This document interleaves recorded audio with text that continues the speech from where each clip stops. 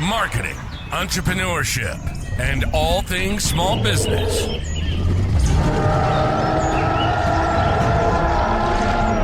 You're listening to the Jurassic Marketing's Triceratops. Now, here's your host, Justin Miller. All right, we're back for we got marketing again today. I got marketing on the brains. It's kind of the theme of 2026 is marketing. Well, it always is. So behind the scenes, like in the office over there, in the office suite, you know, I am doing a lot of marketing for us as well, which is somewhat abnormal. Yeah. That I'm personally involved on that, but we might have a solution with the guest today. There you go. Yeah. That's not the intent of the podcast, but I'm going to get free advice from our guest, and you all will benefit from that as well.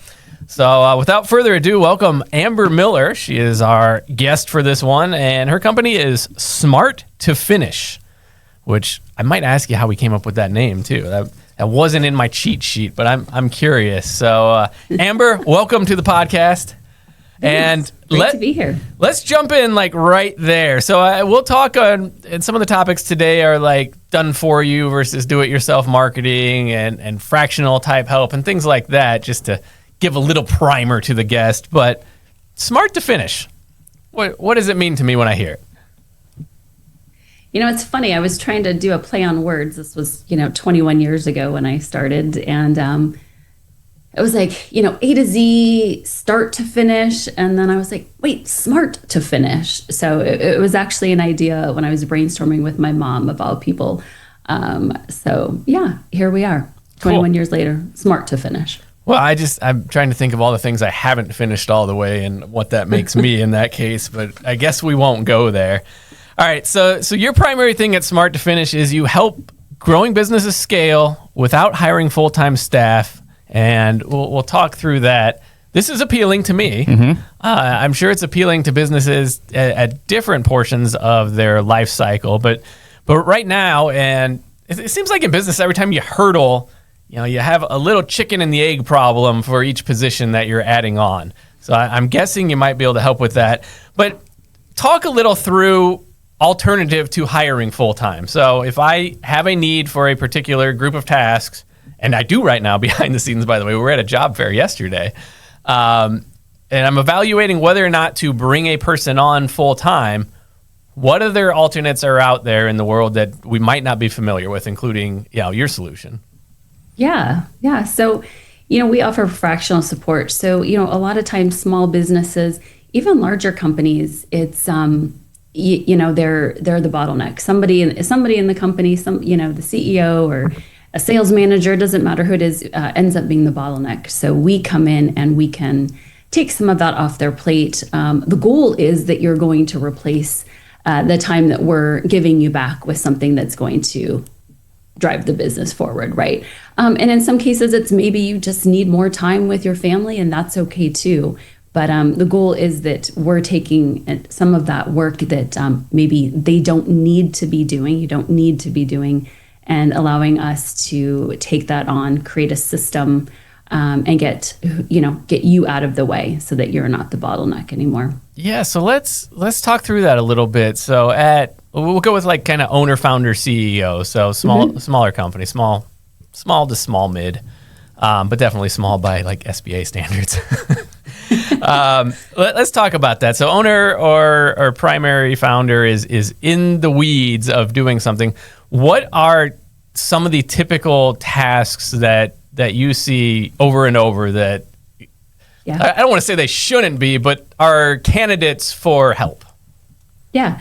A lot of times it's the simple things, right? Like sometimes I think we overthink it. And so I'll be talking with, CEOs. I just had a conversation this week with one of our newer clients who's a CEO, and she's just in her own way. She's overthinking things. She's constantly creating a new process for something that doesn't need to be recreated. She's got the shiny object, what I call it, the shiny object syndrome, right? Yeah, I think we all have that as entrepreneurs. You wake up at 3 a.m. with this great new membership idea or whatever it is. And so it's having kind of somebody that's going to say, hey, that's great. And let's finish, or let's get these other projects, in place and moving forward, and then we'll come back to that.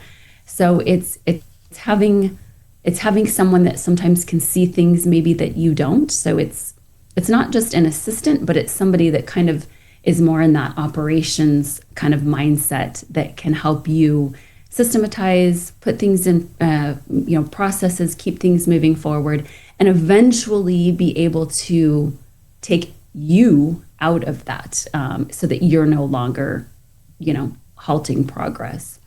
I hear that loud and clear. It's like shots fired. Yeah.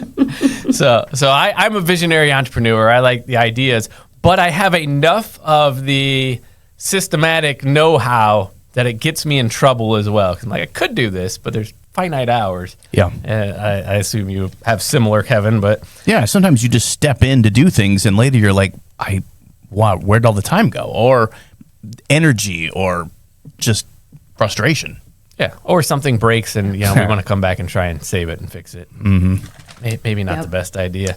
So let's talk about specific in the marketing arena, because I've heard of fractional help in a few areas, and the common ones I hear over and over would be marketing and finance. I mean, those seem like the two largest that come after us to use that particular service.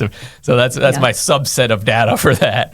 But let's go in the marketing arena, because it's where I play. It's where you play a little bit too. So let's talk about when people start exploring these services, what they're going to find out there, because there's people that preach we'll handle everything for you, which probably is not true. There's people that are disguising a do-it-yourself solution as something that is being led. So talk through the arena and the terminology they're going to hear if they start exploring this.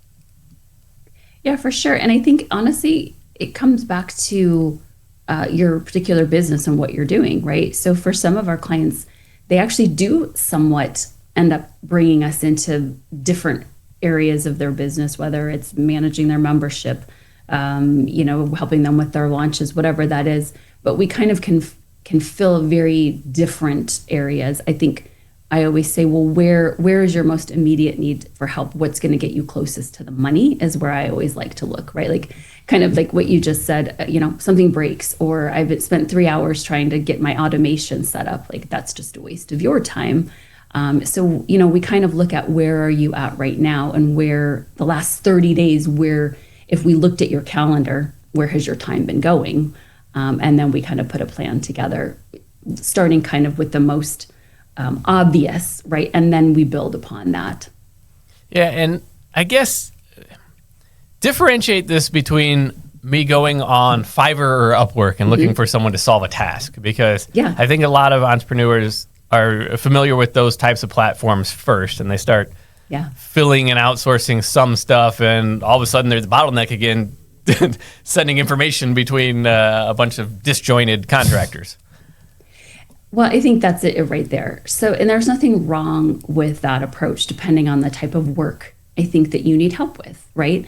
If you're looking more for somebody who's going to be more of that partner, helping you really look at systems, putting processes in place, having more of a stronger skill, I think that's when you need more of a fractional person. If it's just a repeatable task that you can easily delegate, I don't think there's anything wrong with going to Fiverr.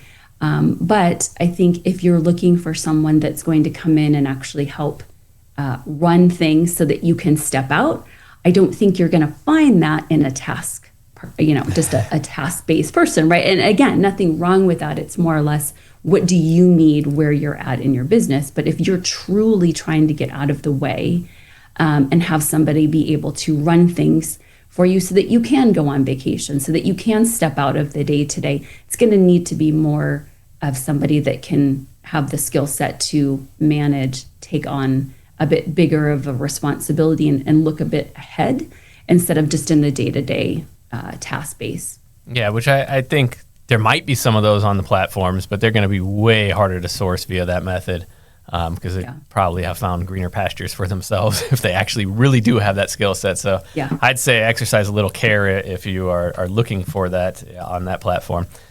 You have something you call the false productivity trap. Tell me about that. Mm-hmm.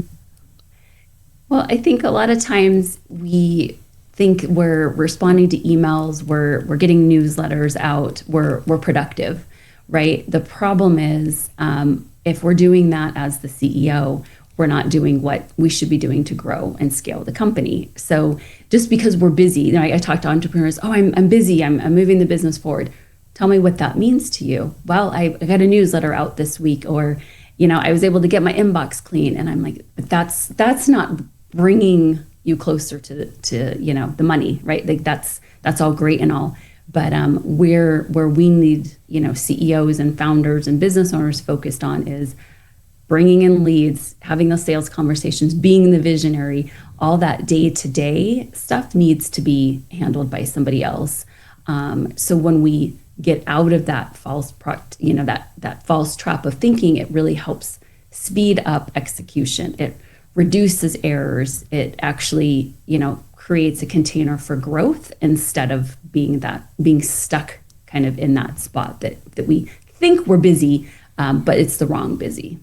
Yeah, I'm highlighting this one because I hadn't heard the term before, but we've talked about this, and you know, sometimes this is not exclusive to a CEO founder problem. This rolls down the organization as well. 100%. Yeah.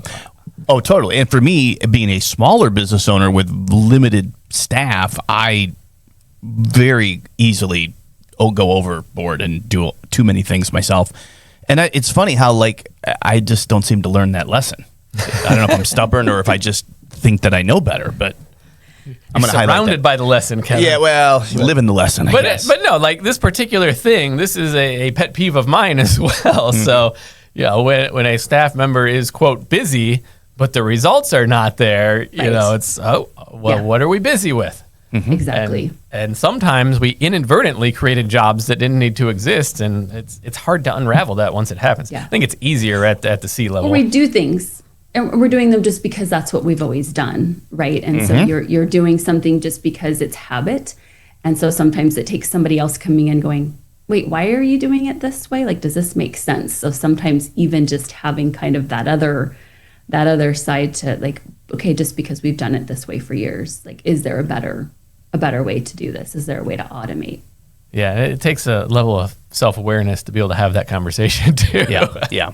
I'm good with it, but you mentioned automate. So, you know, I come from the marketing automation background, and I'd love to automate as much as possible. And I know there's a lot of errors and fallacies there. One you already kind of covered, which is, you know, what you should focus on is oftentimes we get marketing shiny object, and we build these amazing systems that, well, they weren't proven with, you know, any manual labor or any data first. But tell me a little about what you think should stay as a do-it-yourself DIY type solution, and what should be automated.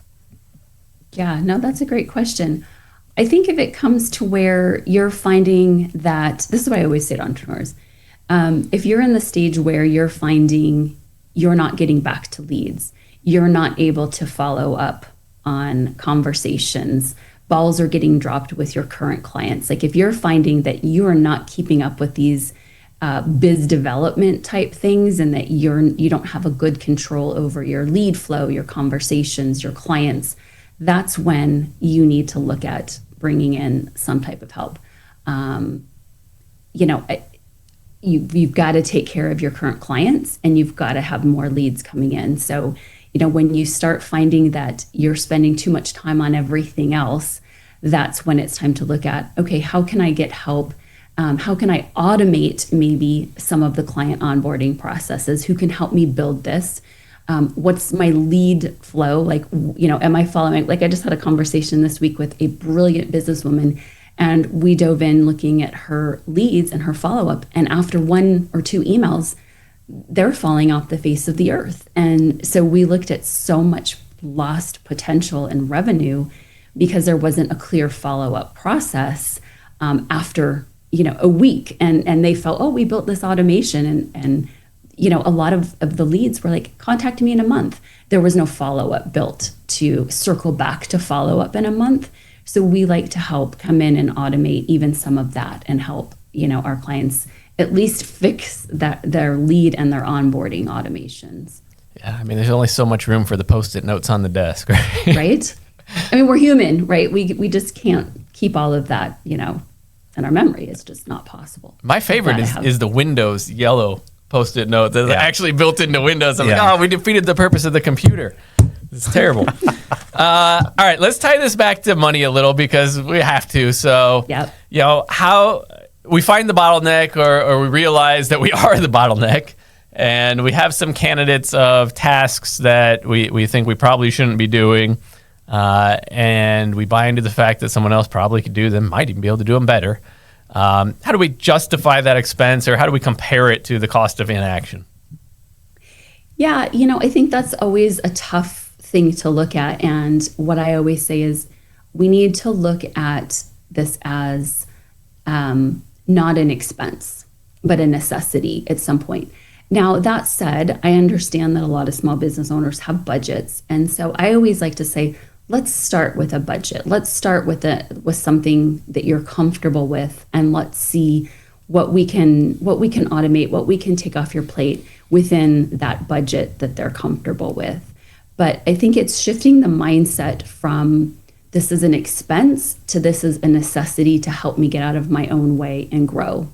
And what I also encourage is you've got to also take the initiative to use back the time that we're giving you productively, right? So if you're still going to sit on Facebook, which no judgment, but if you're still going to scroll on Instagram and you're still going to, fill that time back up with other things, that I can't help with. I can encourage and I can recommend, and we can plan what we're going to what you should do with that time. But it's really looking at it as, if I don't do this, what's going to happen? Well, you're going to continue to drop the ball. You're going to continue to have decision fatigue, right? I mean, there's only so many things that you can decide to do. Missed follow-ups, team confusion, right? Like there's all these things that come into place when we don't have someone that's kind of driving the operations for us. Yeah, and I could even take the argument one step further that if we were doing that and actually looking at it as an expense, contrary to your advice, and just taking that time back personally. So if there was enough money to do that, but I think if you do that and you take the time back personally, you're going to actually get better productivity during the hours you're working. So I could make the argument that even if you're looking at it as an expense, it's completely worthwhile. No, I would agree. I had a good run of, a year and a half there, taking Tuesdays and Thursdays off and working 20 hours a week. It was great. Yeah. Till it wasn't. Could I have got more done being in the office? Yeah. Do I care? No. But it was a deliberate choice, and there was expense associated with that because the business has to go on, and there's people. Yeah. Let's talk about marketing support teams. How do we evaluate good from bad, or are they all the same? Yeah. They're not all the same. They're not. Trust me. I think part of it, I always say, talk to those that they've worked with. Right? Like, a lot of times I hear, well, there's false reviews and, people can make up testimonials, like the age of AI, right? Like we've become kind of jaded, I think, in what we believe is true feedback or reviews.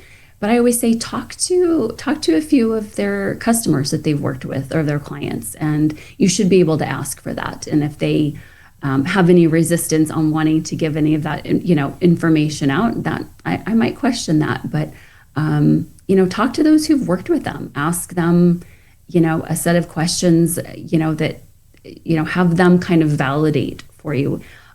We've also had clients who've said, hey, let's try this for a month.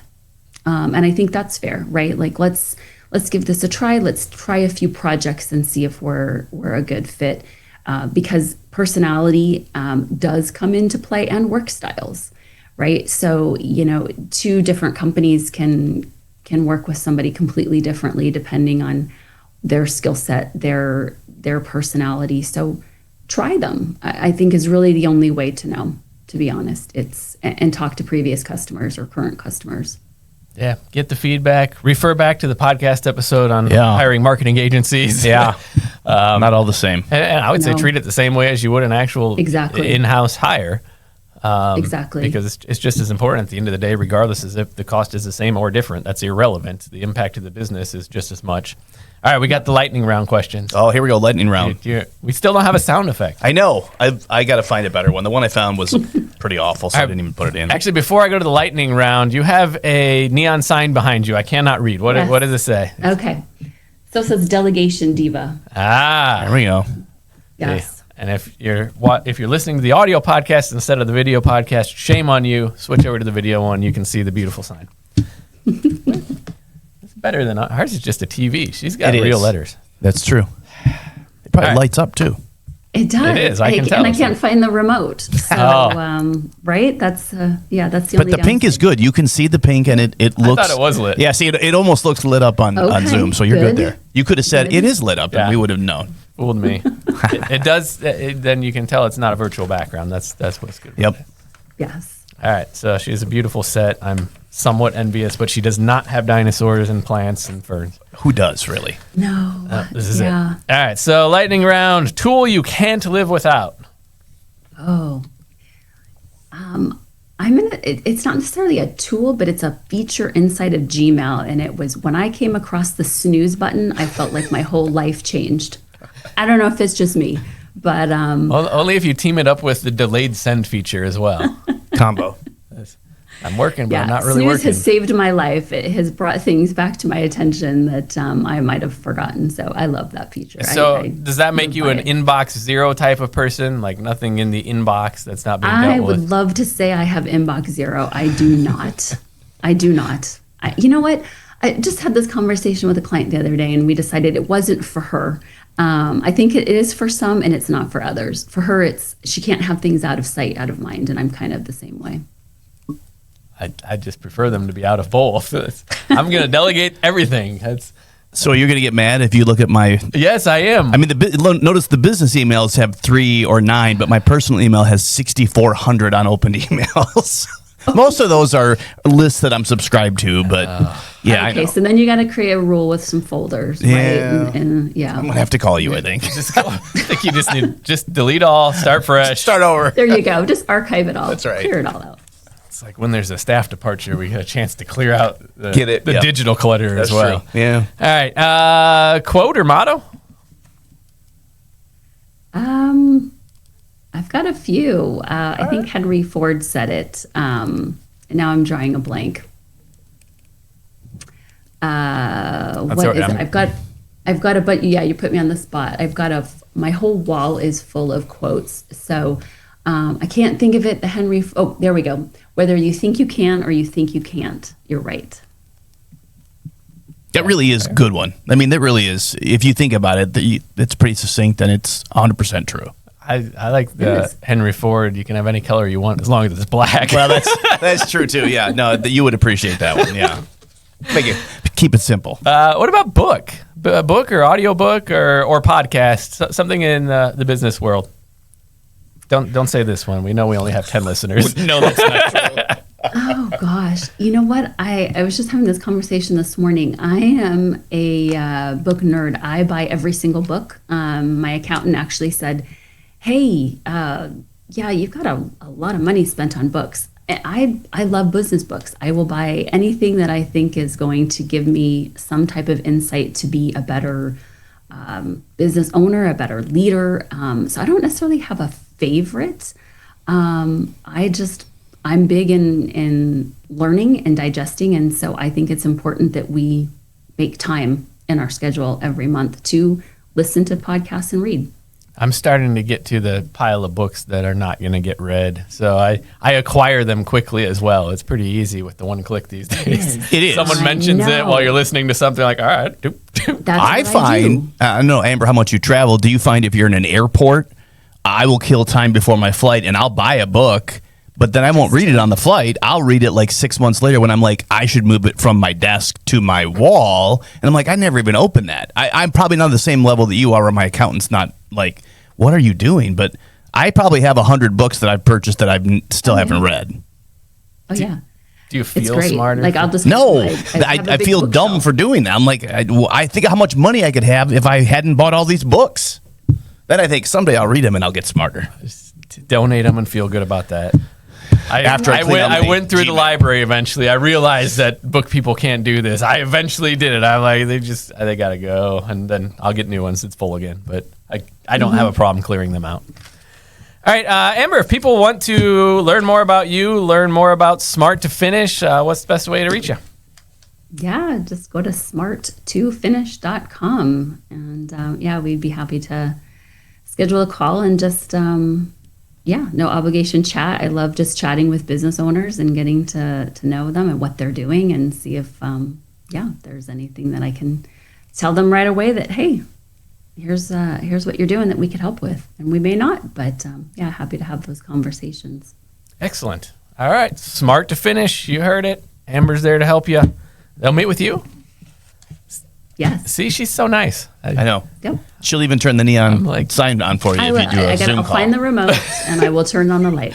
It's the background in the special event world. I can't get away from it. That's true. It's got to have the lighting and the overproduced studio here. All right, we have a slew of guests coming up, Kevin. We do. It is a lot. I can't even get to the list. So there's a whole bunch. You have heeded our call to bring in unique content, which means one of two things. Either everyone has amazing things to say and they want to be guests, or you and I are doing a poor job and they're tired of hearing from us. I'm not even going to venture a guess. I guess we'll find out next week. We will. That's true. Exactly. All right, we're going to close this one out. And hey, subscribe, share. We look at the numbers. We know if you guys do or not. We like to see them go up. And then we laugh like that, usually. That's kind of like, oh, yeah, okay. They watch the snippets on the TikToks, and then they don't have the attention span for the long form version. But either way, they're seeing it. Thanks for listening to the Triceratops podcast. Be sure to subscribe and leave your comments. For more information on how Jurassic Marketing Direct Mail can help grow your business, visit JurassicMarketing.com.